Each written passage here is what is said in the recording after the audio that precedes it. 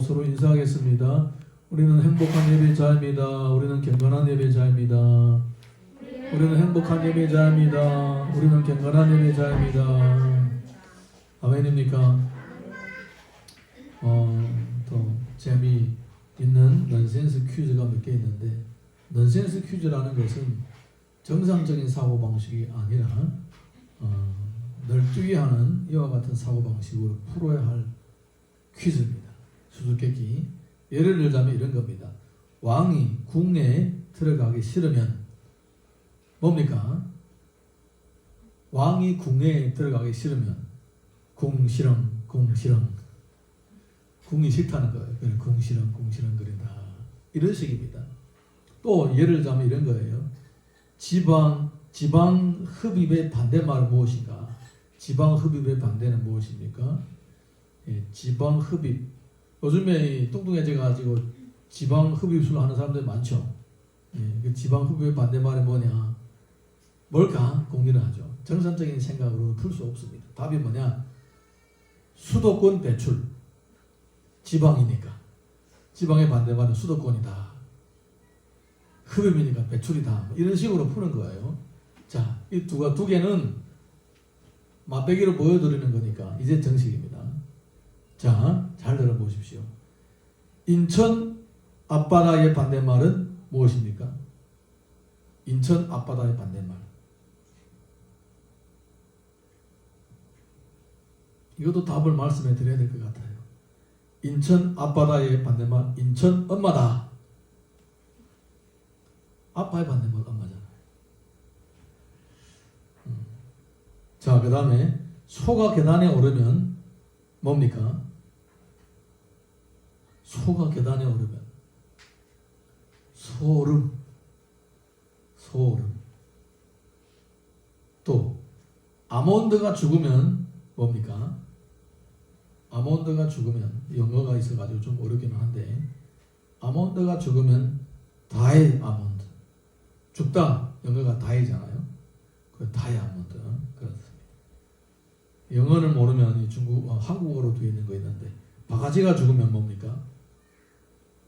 die 바가지라고 하는 말을 하는 분들 없겠죠. 바가지가 죽으면 해골 바가지.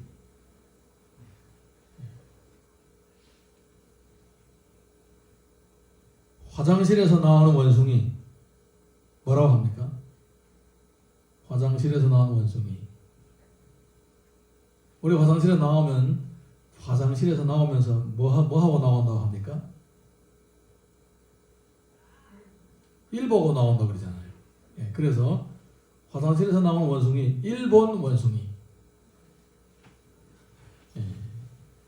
여러분 별로 재미가 없는가 봐요.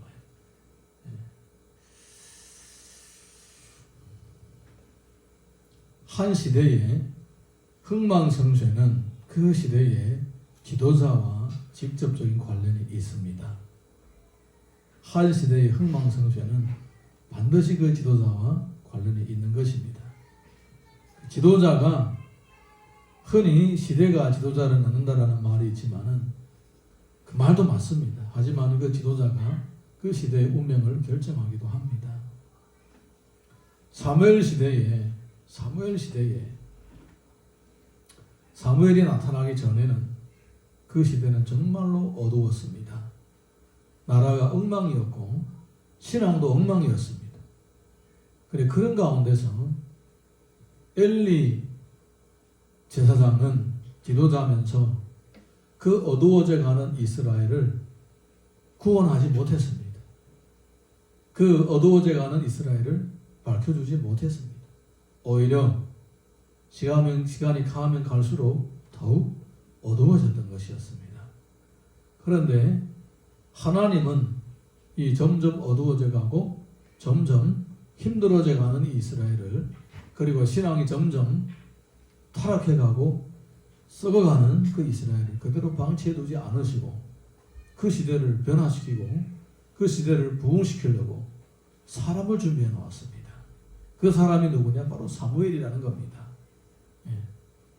사무엘을 준비하실 때에 사무엘은 갑자기 돌에서 튀어나온 사람이 아니었습니다. 사무엘이 출생하기까지는 매년마다 성전에 가서 눈물을 뿌리면서 기도했던 그의 어머니 한나의 믿음이 있었습니다. 그리고 또 가족들을 이끌고 매년마다 예배의 장소로 가는 엘가나가 있었던 것입니다. 그래서 하나님께서는 이 경건한 신앙의 가문을 통해서 사무엘이 그 집안에서 임신하고 태어나고 자라가게 했던 것입니다.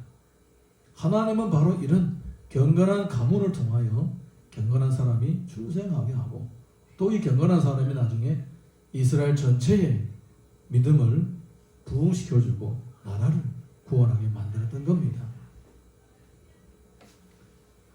그 역사가 진행되는 과정이 바로 사무엘상의 내용들입니다. 지난주와 그 전주를 이어서 이번 주도 우리가 하나님의 말씀을 읽어보면서 하나님은 어떻게 한 시대를 부흥시키고 또 그 시대를 책임지는 일꾼들을 이끌어 나가시는가 살펴보겠습니다. 1절 말씀 우리 다 같이 읽겠습니다. 1절 말씀 시작. 아이 사무엘이 엘리 앞에서 여호와를 섬길 때에는 여호와의 말씀이 희귀하여 이상이 흔히 보이지 않았더라. 이 사무엘 시대의 사사기 시대의 가장 큰 특징은 무엇이냐면 사람들이 하나님의 말씀대로 살지 않았던 거예요.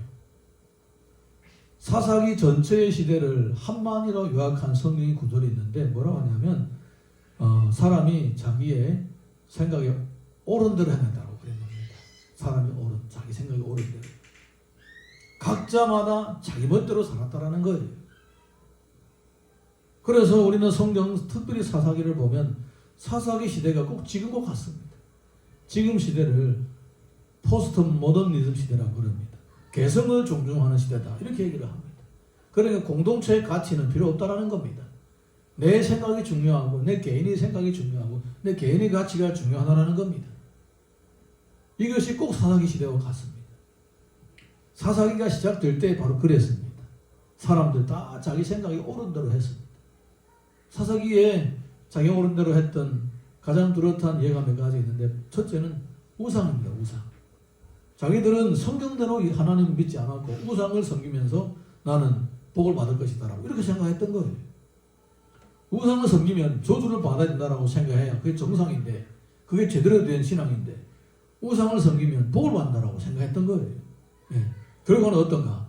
저주를 받았죠. 저주를 받았죠. 예. 그리고 하나님께서는 여러 가지 말씀으로 그들을 경계를 했는데 그들을 보고 그것은 죄다고 했는데 그들은 전혀 아랑곳하지 않고 자기 생각에 옳은 대로 신앙생활을 했더라는 것입니다. 여러분 제가 어릴 때만 해도요 거의 모든 교회에서는 벽에다가 어떤 표어를 붙였냐면 하나님 중심, 말씀 중심, 교회 중심 이렇게 붙여져 있었어요. 중국에 있는 교회들도 그렇고 또 한국에 있는 교회들 그때 한국에 와보지는 못했지만은 예배드리는 현장이 이렇게 가끔 있다 동영상을 보게 되면 거기에도 그렇게 다 적어져 있었어요. 그리고 2004년도 제가 한국 온 다음에도 많은 교회들이 아직까지도 그때만 해도 그런 표어들이 남아 있었습니다. 하나님 중심, 말씀 중심, 교회 중심. 이거 뭡니까? 다 성경의 기본 가치입니다. 성도가 가져야 할 기본 신앙의 가치인 거예요. 그리고 지금은 어떻습니까? 지금은 그건 구닥다리다. 옛날의 거다. 이렇게 생각을 하고 있는 거예요. 이렇게 생각하는 거예요. 다 자기에게 좋은 대로, 자기가 옳은 대로 하는 거예요. 그래서 지금은 공동체의 가치가 점점 사라지고 있는 거예요. 공동체 전체가 어떻게 하면 나도 따라하겠다 이런 생각을 하는 사람 별로 없는 거예요. 가정에서도 그렇고 교회에서도 그렇고 그냥 자기 멋대로 하는 거예요. 특별히 코로나 시대에 더더욱 그렇습니다. 이 코로나가 지나가고 나면요 교회를 다시 가겠느냐 조사를 해봤더니 20-30% 사람들은 난 교회 안 가겠다. 그냥 인터넷 예배가 너무 편하다 좋다. 뭐 갈 필요도 없고 헌금도 온라인으로 다 하고 뭐 그냥 그렇게 참석하면 되지 굳이 그 교회에 가야 되느냐 차비도 낭비하고 집에서 그래 예배 드리겠다 20-30%가 된대요. 50-30%. 이거는 어마어마한 숫자입니다. 1000만 명 중에 20, 30%면 얼마입니까? 수백만 명이 그렇게 하겠다라는 거예요. 일일이 다 물어보진 않았겠지만은 이렇게 조사를 해보니까, 설문조사를 해보니까 그렇다라는 거예요. 이거는 뭘 보여주는 겁니까? 공동체 가치가 점점 사라져버리는 거예요. 우리 가족 전체가 어떻게 하면 나도 따라하겠다, 이런 마음을 가지고 계십니까? 여러분은 그런 마음을 가지고 계십니까? 우리 교회가 어떻게 하면 내가 어떻게 따라하겠다, 여러분은 그런 마음을 가지고 계십니까? 네. 이미 우리들 자체가 그런 생각을 하지 않고 있다는 거예요. 이미 공동체 가치가 이미 없어져 버리는 거예요. 내 마음에 맞지 않으면, 내 생각에 맞지 않으면 나는 그렇게 하지 않겠다. 뭐든지 가정에서도 내 멋대로 안 하면 나는 가정 필요 없다. 교회에서도 교회 자체가, 교회의 결정이라든가 이런 것이 내 생각에 맞지 않으면 다른 교회 가든가, 교회 안 다니면 되지. 교회들 다 그러면 난 교회 안 다니면 되지. 이렇게 생각을 하고 있는 거예요. 이런 거 뭡니까? 공동체 가치의 상실입니다. 공동체 가치의 상실은 타락의 하나의 현상입니다. 사람이 속에서 골마 터지면 밖에서 나오는 것처럼, 이 속에서 골마 터지기 시작하고 신앙이 부패하기 시작하면요, 공동체 가치가 사라지는 거예요. 내 멋대로 하게 되는 거예요. 내 멋대로. 이게 바로 문제인 거예요. 그 이스라엘 시대가 그랬다는 겁니다. 그 사람들이 내 멋대로 하려고 하니까 하나님의 말씀은 어디로부터 오는 거예요? 하나님의 말씀은 공동체에 임하는 거예요. 지도자에게 임하고 지도자가 공동체에게 선포를 하는 거예요. 성경을 보게 되면 영적인 구조가 그렇게 되어 있습니다. 처음부터 그렇게 되어 있는 거예요. 하나님께서는 직접 하와하고 얘기하지 않았고 아담하고 얘기를 해가지고 아담이 하와에게 얘기한 거예요. 하나님께서는 아브라함에 나타나가지고 아브라함이 자기 아내 사라에게 얘기를 한 거예요. 하나님은 모세에게 얘기를 하셔가지고 모세가 이스라엘 백성 장로들에게 얘기를 하고 장로들이 돌아가서 자기 가문 식구들에게 앉혀놓고 얘기를 한 거예요.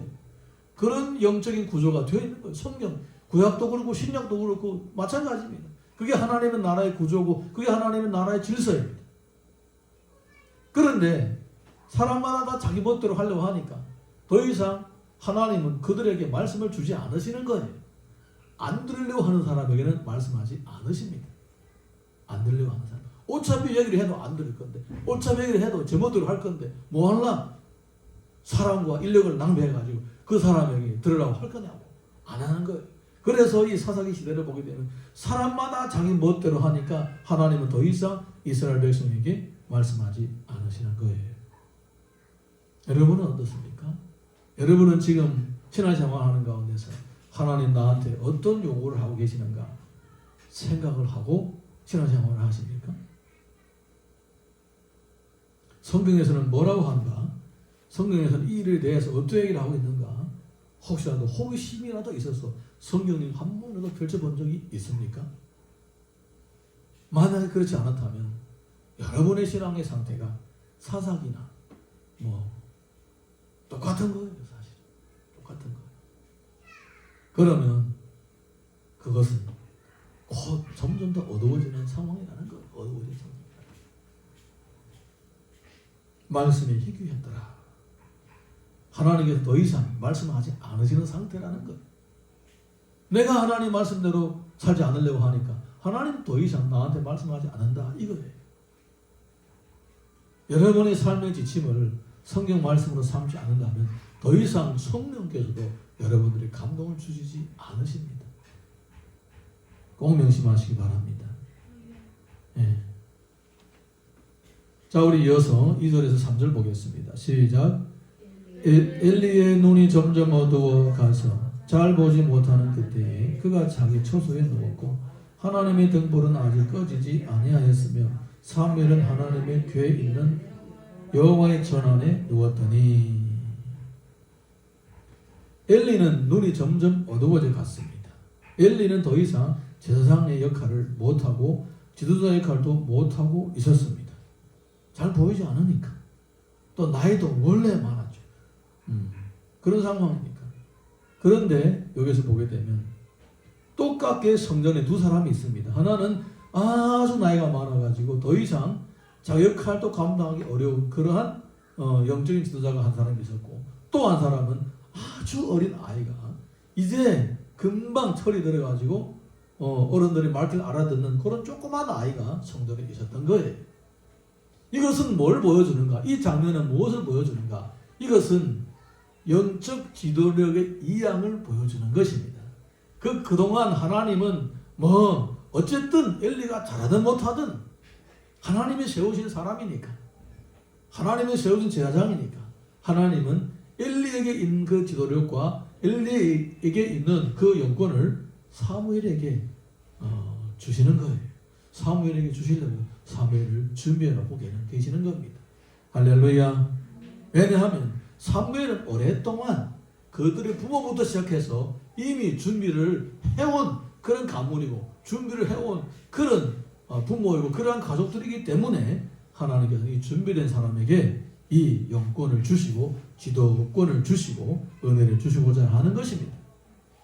사랑하는 성도 여러분, 지금 시대가 이렇게 사사기 시대처럼 사람마다 각각 자기가 생각하기에 옳은 대로 행하고 있는 이 시대라고 할지라도 우리 자신이 하나님을 경외하고 말씀을 사모하고 경건의 예배자로 살아가게 되면 하나님께서는 우리들을 반드시 세워주시게 되어 있습니다.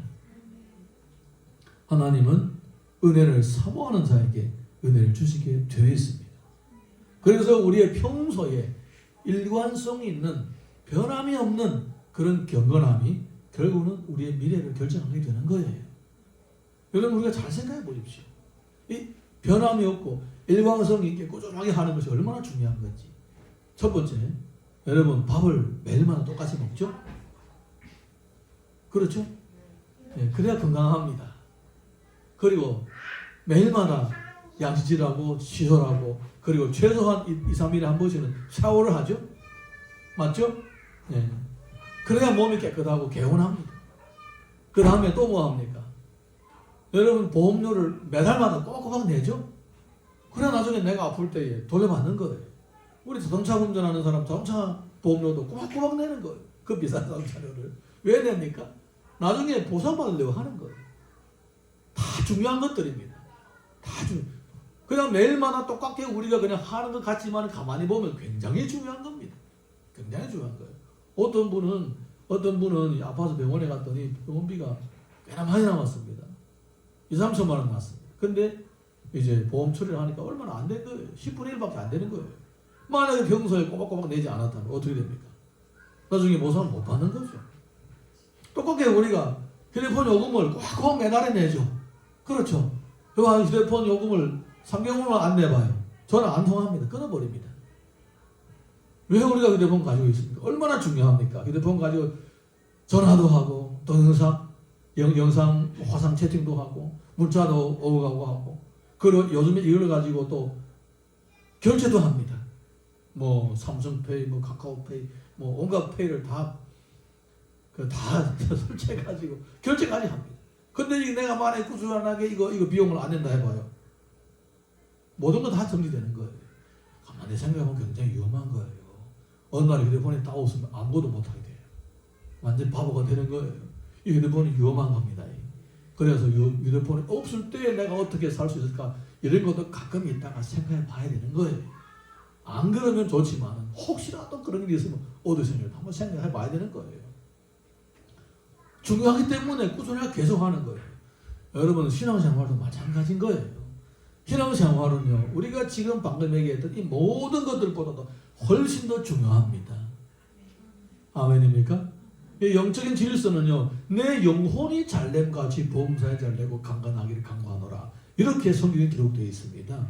그러니까 우리 일상생활 가운데서 영적인 순위가 어떻게 되느냐 믿음이 먼저인 거예요. 믿음이 먼저인 거예요.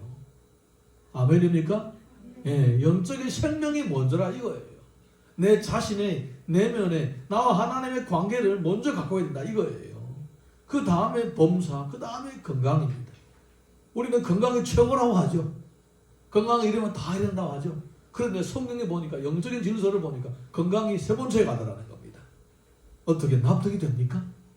내가 지금까지 건강이 최고라고 생각했는데 성경에는 아니래. 세 번째래. 받아들일 수가 있습니까? 안 받아들일 겁니까?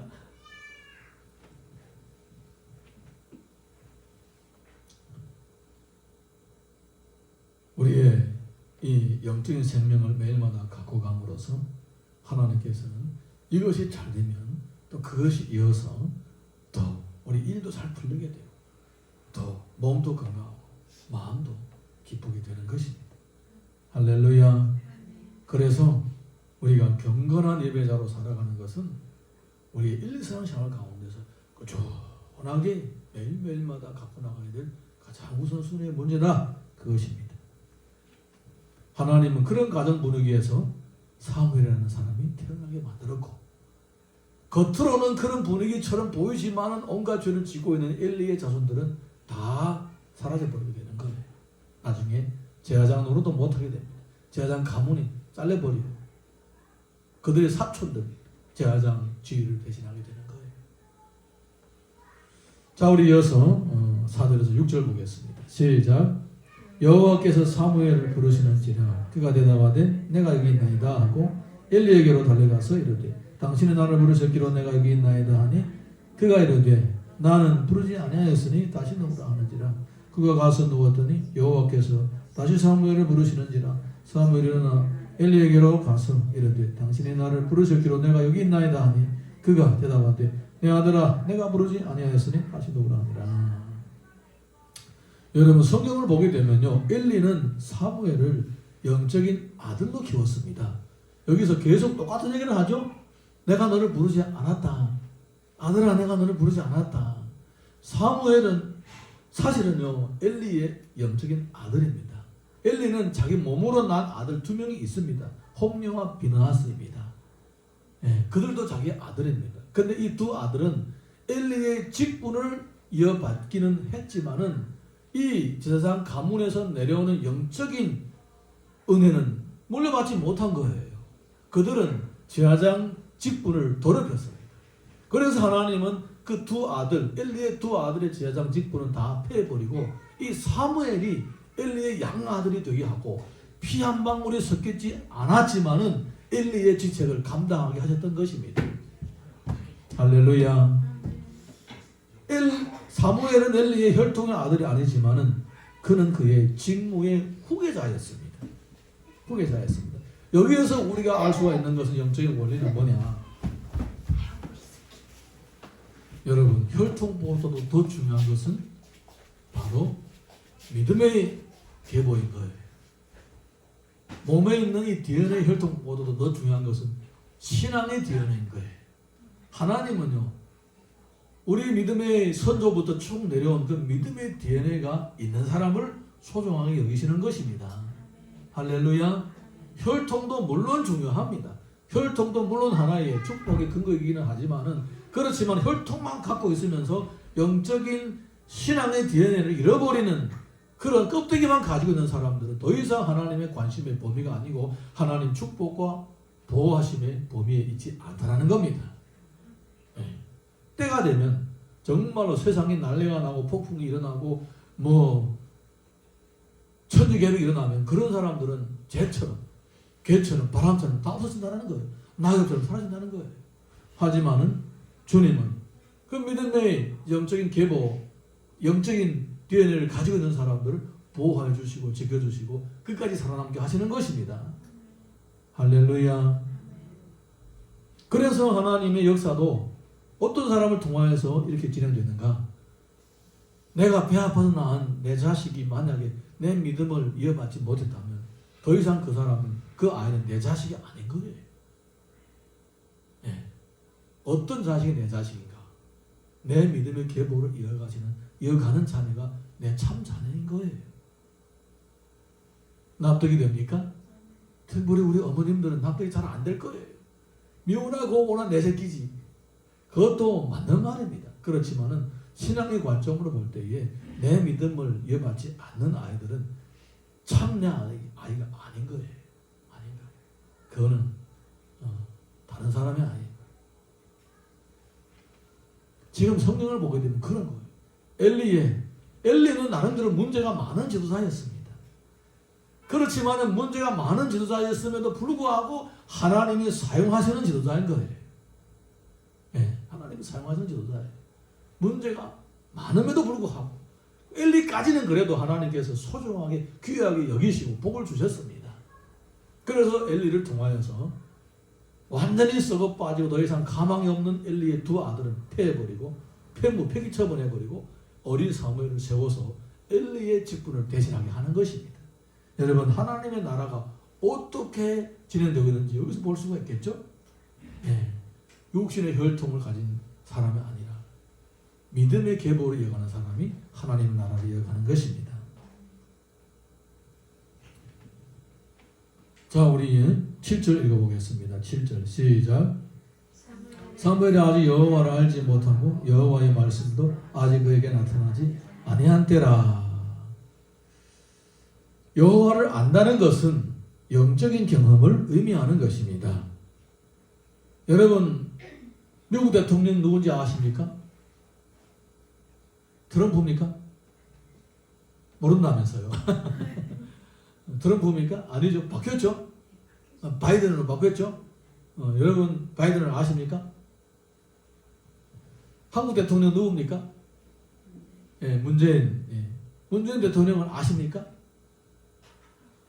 뭐 대통령 얘기하면 좀 그렇고. BTS 여러분 아십니까? BTS 모르십니까?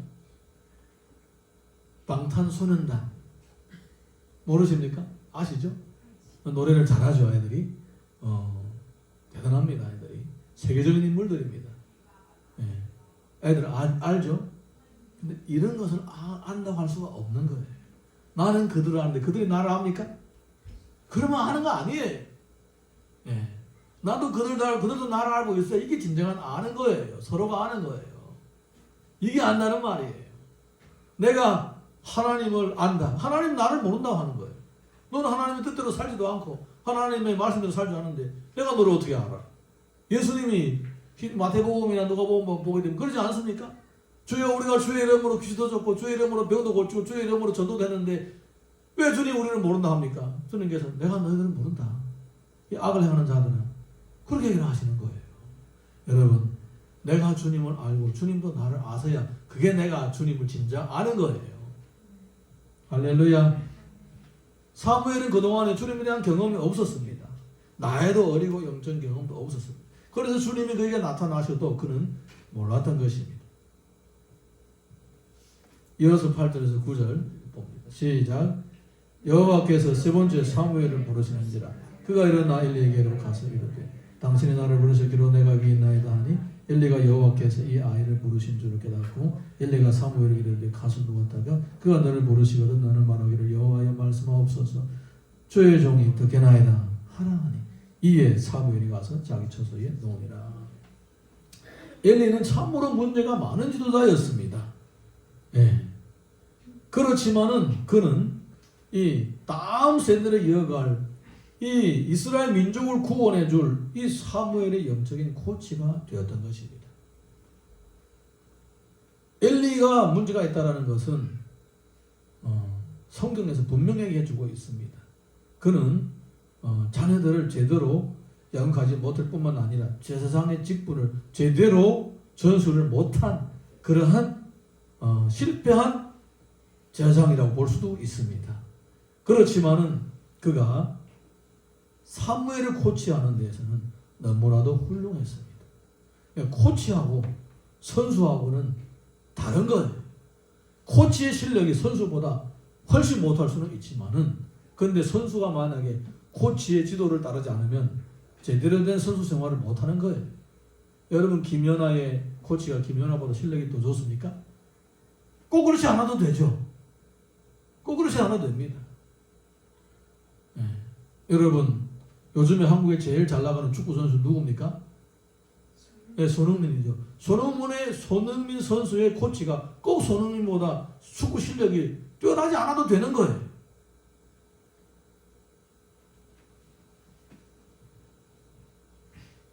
네. 꼭 그렇지 않아도 되는 거예요. 얼마든지 코치할 수가 있는 거죠. 그래서 성경을 보게 되면 이렇게 문제가 많은 제사장이지만은 사무엘을 훌륭한 사역자로 일꾼으로 세울 수가 있었던 것입니다. 하나님은 엘리의 잘못된 것들이 사무엘에게 가지 못하도록 다 막아버리고 엘리에게 남아있는 조금이라도 남아있는 그 좋은 것들이 사무엘에게 다 갈 수 있도록 전수를 할 수 있도록 그렇게 역사하셨던 것입니다. 여러분 무슨 의미냐면 내가 만약에 하나님께서 나를 아시고 내가도 하나님 알아가기를 원하고 경건하게 살고자 한다면 하나님은 나에게 은혜를 주시는 것입니다. 비록 때로는 좋지 않은 사람이 시원치 않다고 하더라도 얼마든지 나를 통하여서 좋은 것만 보게 하시는 거예요. 저는 지금까지 신앙생활을 30년 동안 해보면서 저를 코치했던 분들이 참 많이 계십니다. 제 아버지부터 시작해가지고 쭉 보게 되면 저의 신앙을 지도했던 사람들이 많이 있습니다. 지금도 저의 신앙을 지도해준 사람, 사역을 지도해준 사람들이 있습니다. 근데 그 중에서 많은 분들이 다 저보다 뛰어난 분이 아니에요. 대부분은 저보다 뛰어났지만 어떤 분이 계시냐면 목사님이 계셨어요. 제가 강도사 일대에 목사 한수 2년 동안 안 받았습니다. 그래서 요즘에 어떻게 목사 한수 받았냐고 물어보길래 제가 아직 강도사입니다. 그랬더니 이분이 왜 목사 한수 안 받아? 2년을 됐는데 저보다 나이가 한 4살 5살 더 많아요. 반말을 하는 그런 선배님이십니다. 성품도 좋고 그래요. 되게 신사적이고 그런 얘기를 하더라고요. 그러면서 얘기를 하는 겁니다. 목사님들이 이렇게 우글거리는데 나까지 거기에 또 목사 한 명이 더 추가해도 하나님 나라에 무슨 유익이 되겠습니까? 내가 보니까 자격도 덜 되고 인격도 덜 되고 아직까지 많이 다듬어져야 되니까 좀 기다려보겠다. 최소한 4년 동안 기다려보겠다고 그랬더니 나보고 김명호사 그게 교만이야. 하나님이 우리가 다 준비돼서 우리를 사용하시는 것이 아니라 우리가 모자라고 부족해도 우리를 사용하셔. 그냥 하나님이 우리를 사용하시면서 우리가 다듬어지는 거지 전부 다 준비된 사람을 사용하는 것이 아니다. 그러니까 올해는 꼭 목사님 받은 게 좋겠다. 이렇게 얘기를 하시더라고요. 그래서 제가 감동받아가지고 맞다. 그 해에 제가 신청해서 그래서 목사님 받았어요. 근데 지금 그 목사님은 뭐 하고 계실까요? 어느 날에 갑자기 연락 와가지고 뭐 하냐고 물어보길래 요즘에 사역하고 있다고 그래요. 나보고 어디에 세미나가 있대요. 무슨 세미나고 물어보니까 발에 관한 세미나라고 그러더라고요. 발에 관한 세미나. 발 어떻게 하는 세미나라고 그러더라고요. 그래서 제가 바로 인터넷에 찾아보니까 다단계 회사더라고요. 다단계 회사. 이분이 이제 사역비도 좀 부족하고 그러니까 다단계를 하기 시작하더라고요. 그걸 저보고 같이 하자고 오라고 하는 거예요. 저는 저의 성격상 이것저것 다 못합니다. 저는 이제 돈벌이도 하고 목회도 하라고 하면 못합니다. 멀티플레이가 잘 안 돼요. 돈벌이 하겠으면 아예 목회를 때려치우고 돈벌이 하든가 아니면 목회를 하면 다 때려치우고 목회만 하든가 그렇게 해야지 이것저것 안 되겠더라고요. 제가 실제로 그렇게 해봤습니다. 전도사 생활 때 어느 신학교에서 강의를 하라고 해가지고 강의를 1년 동안 했는데 강의를 자꾸 생각하고 강한 준비하고 이러다 보니까 목회가 제대로 안 하는 거예요. 사역이 제대로 안 되는 거예요. 그래서 1년을 하고 그냥 못하겠다고 했어요. 내놨어요. 그러면 하물며 사업을 하는 건데 알고 보니까 이 다단계도 다 돈 버는 게 아니더라고요. 이것도 죽도록 해야 돈 벌더라고요. 대충 껄렁껄렁한 사람들 돈을 못 벌어요. 그냥 잔돈만 이제 좀 부스러기 돈만 쳐먹지. 진짜 이것도 정말 목숨을 걸고 해야 되는 거예요. 그럼 이것도 하고 저것도 나는 못한다. 안 하겠다. 그래서 그 다음에 후에 나중에 보니까 또 여러 가지 일들이 또 생겼어요. 여러 가지 일들이 생겨 그 교회에서 또 나오고 다른 데다 또 이제 성도를 데리고 나와 또 차리고 이런 복잡한 일들이 많았습니다. 얘기 들어보니까. 그러면서 제가 생각했습니다. 꼭 믿음이 나보다 훌륭해서 나를 코치하는 것은 아니었구나. 할렐루야.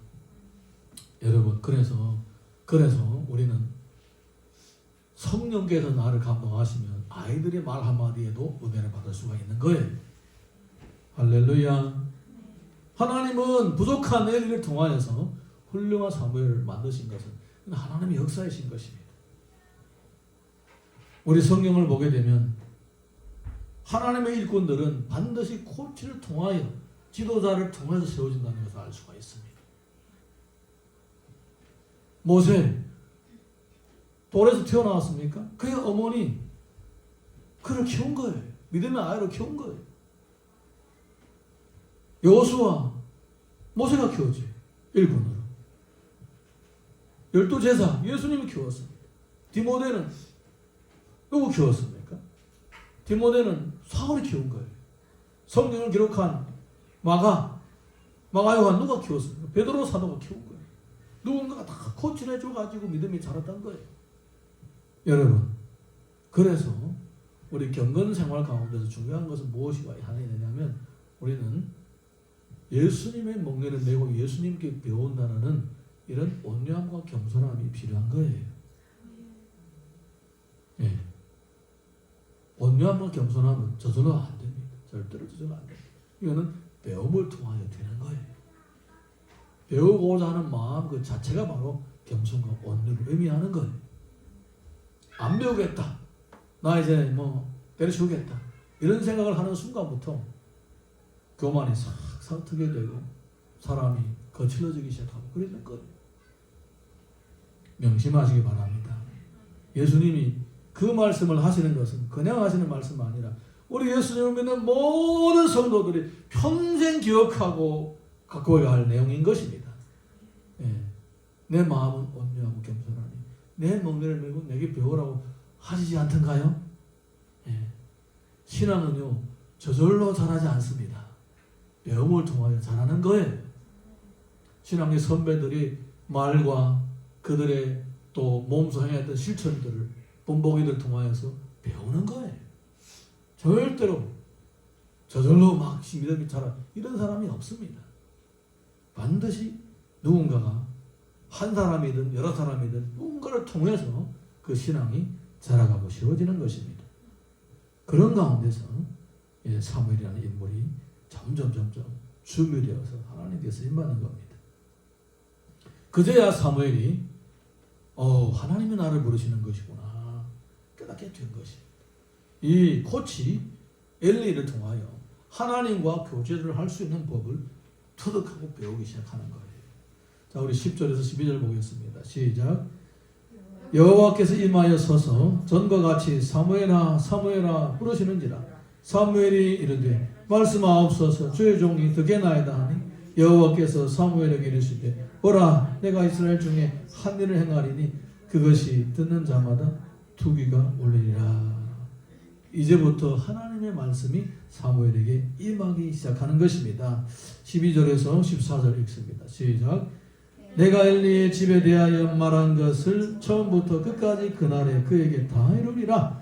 내가 그의 집을 영원토록 심판하겠다고 그에게 말한 것은 그가 아는 죄악 때문이니 이는 그가 자기의 아들들이 저주를 자청하되 금하지 아니하였음이니라. 그러므로 내가 엘리의 집에 대하여 맹세하기를 엘리 집의 죄악은 제물로나 예물로나 영원히 속죄함을 받지 아니하리라 하였노라 하셨더라. 하나님은요 오래전부터 하나님의 사람을 통하여 엘리를 책망을 했습니다. 하나님의 말씀을 선포했습니다. 그런데도 엘리를 듣지 않았습니다. 후에는 하나님이 직접 엘리에게 나타나셔서 말씀하셨습니다. 그래도 엘리는 그냥 뭐 손방망이로 때리듯이 아들 둘이를 그냥 다 일러줬습니다. 다 일러줘야 될 상황이 아닙니다. 그렇게 제사장 직분을 어지럽히고 죄를 많이 지었으면 제사장 직분을 잘라버려야 되는 거예요. 그래야 자녀들을 구하는 것입니다. 그들은 여전히 제사장 직분을 가지고 있으면서 백성들을 괴롭히고 많은 죄를 지었습니다. 점점 썩어졌습니다. 이들은 타락해가고 죽어가고 있는 그들을 아버지가 그들을 돕지 못했던 거예요. 그냥 오양오양 감싸주면 그들을 잘해주는 것처럼 착각하고 있는 거예요. 여러분 절대로 그렇지 않습니다. 하나님의 공의는 죄를 용납하지 않고 하나님의 사랑은 영혼을 품습니다. 이 두 가지가 아주 정밀한 조합이 이루어져야 되는 것입니다. 사랑만 하면 그 사랑받은 자가 방자하게 행하게 되고 법을 모르게 되면 결국은 하나님의 공의를 이제 잘못 거슬러서 망하게 되는 거예요. 하나님의 공의만 자꾸 얘기하다 보게 되면 사랑이 느껴지지 않음으로써 인격적인 공감대가 형성되지 못하는 거예요. 그래서 성경에서는 이 공의와 사랑은 같이 조화를 이루어서 우리가 하나님의 살아계심을 체험하게 되고 사람을 대할 때도 똑같다는 거예요. 똑같다는 거예요. 아들을 그냥 내버려 두니까 아들이 망하는 거예요. 하나님은 그 아들을 피하고 사무엘을 택하셔서 사무엘을 제사장 직분으로 세우시고 또 이번에는 뭡니까? 말씀이 임하셔서 이제는 사무엘이 제사장 직분뿐만 아니라 또 선지자로서의 역할도 감당하게 만들어 주시는 것입니다. 점점 지도자로서 필요한 부분들을 하나하나 채워가시는 거예요. 영적 리더는 하루아침에 생기는 것이 아닙니다. 이렇게 하나하나 오랜 시간을 통하여 차곡차곡 세워지는 것입니다. 할렐루야. 여러분 부모도 마찬가지더라고요. 부모 되는 것도 어릴 때부터 훌륭한 부모가 잘 키워줬으면 자기도 모르게 그게 몸에 배어 있는 사람들은요 훌륭한 부모로 노릇을 할 수가 있습니다. 그렇지만은 대부분은 그렇지 못하더라고요. 대부분은 부모가 뭐 험악한 세월에서 살다 보니까 자녀들 양육도 제대로 못하고 막 그럽니다. 돈 벌어도 해야 되고 부부 갈등도 해 갈등 가운데 또 살아남아야 되고 또 고부 갈등 사이에도 살아남아야 되다 보니까 자녀 교육 제대로 안 되는 겁니다. 그러다 보면 이제 자녀들도 부모로부터 제대로 교육을 받지 못하기 때문에 배우지 않고 자기가 받은 대로 하면 점점 세대가 가면 갈수록 점점 못해지는 거예요. 예. 그런데 이렇게 훌륭한 이런 교육을 받으면서 점점 이렇게 세워지는 모습을 볼 수가 있습니다. 부모도 배워서 되는 거예요.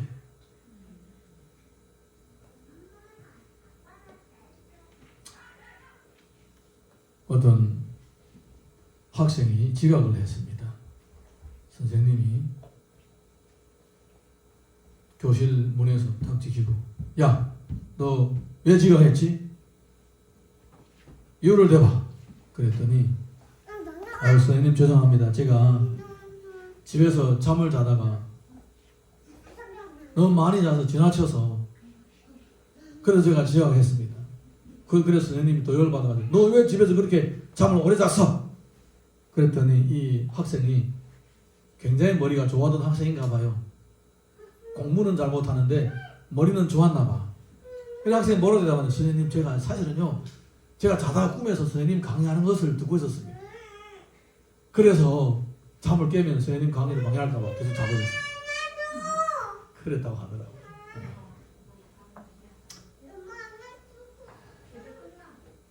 사랑하는 성도 여러분, 우리는 모든 것을 배움을 통하여서 세워지는 것입니다. 믿음도 배움을 통하여 세워지는 것입니다.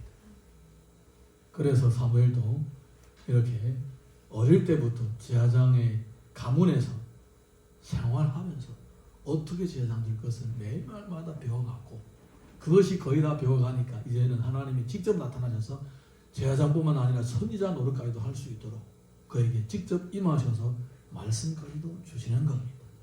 이렇게 일꾼이 만들어진 겁니다. 저는 우리 교회가 사무엘 같은 일꾼들이 한 사람 한 사람씩 만들어졌으면 좋겠다. 그런 바람을 가지고 목회를 하고 있고 또 그런 사무엘 같은 이런 일꾼들이 한 사람 한 사람이 만들어져야만이 이 교회가 진짜 건강한 교회, 튼튼한 교회로 세워지는 것입니다. 할렐루야.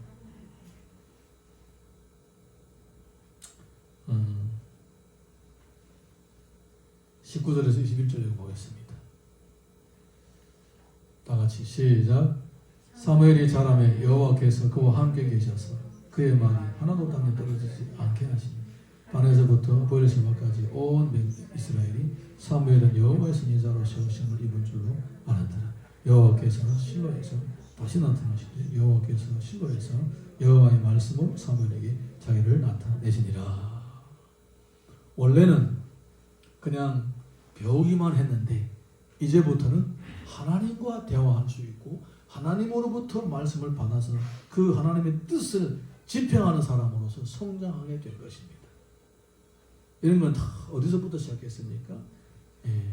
배움으로부터 시작했다는 것입니다. 하나님의 말씀을 배워가고 법을 배워가고 주의 뜻을 받들어 섬기는 법을 배워가는 거예요. 아까 우리 쭉 지나가면 시간 때문에 중요한 얘기를 하나 빼놓고 지나갔는데 사무엘 아침에 깨어났을 때 제사장이 물어봅니다. 하나님 너하고 뭐라고 얘기하느냐? 너 한마디도 빼먹지 말고 그대로 얘기해라. 그래서 이 사무엘이 처음에는 두려워서 말을 못하더니 그 말을 듣고 벌벌벌 떨면서 이렇게 얘기를 한 거예요. 거기에 중요한 건 뭐냐? 너 한마디도 빼먹지 말고 있는 그대로 얘기를 하라. 안 그러면 내가 저주를 받는다. 그렇게 얘기한 거예요. 여러분 그건 뭡니까? 그것이 바로 선지자가 되는 선지자로서 하나님의 말씀을 받은 사람으로서의 첫 번째 가져야 할 덕목입니다. 하나님의 말씀을 받는 사람은요, 있는 그대로 살아야 되고, 있는 그대로 전해야 되는 거예요. 누구로부터 통하여서 그런 성품이 만들어지는 것입니까? 좀 못났지만, 좀 부족하지만, 문제가 많은 엘리를 통하여 이런 옳은 것들을 배우기 시작하고 코치를 받게 되면서 세워지는 거예요. 그래서 그는 낱낱이 하나님으로부터 받은 말씀을 엘리에게 얘기를 해줍니다. 후에도 마찬가지입니다. 후에도 하나님께서 그에게 말씀을 하실 때마다 그는 받은 말씀 그대로 백성들에게 전하는 것입니다. 한 번만 가르쳐주면 평생 그대로 반듯하게 따라서 하는 훌륭한 좋은 배움성을 가진 이 아이라는 것을 볼 수가 있는 거예요. 여러분 신앙생활도 마찬가지입니다. 잘 가르쳐준 대로 잘하는 성도들이 신앙생활로 잘하고 복도 받는 거예요. 네. 그럼 못된 쇠지는 뿔부터 난다라는 얘기가 있습니다. 얘기를 해줘도 자기가 똑똑하다고 자기가 머리 좋다고 그게 아니야 이렇게 하는 사람들이 꼭 있습니다. 네. 그러면 신앙생활을 잘하는가? 처음에는 잘하는 것 같아요. 조금만 시간만 지나가 보게 되면 어느새 교만의 독버섯이 불쑥불쑥 마음에서 나와가지고 마음을 여러분 교만의 독버섯은 마음에서부터만 나온 것이 아니라 삶으로 나타나게 되는 거예요. 네, 삶으로 나타나. 훌륭한 목회자들도 무시하고 그러더라고요. 진짜 무서운 거예요. 교만이라는 건 무서운 거예요. 언젠가 하나님으로부터 큰 징계를 받은 다음에 정신 차리고 나 지금 잘못했구나 이렇게 생각을 하고 있더라. 여러분은 예수님처럼 온유하고 겸손하고 예수님의 멍에를 메고 예수님과 같이 더 이렇게 여러분이 함께 동행하면서 믿음이 자라갈 수 있기를 주님의 이름으로 축복합니다. 우리 자리에서 다 일어나셔서 오늘 같이 찬양합니다.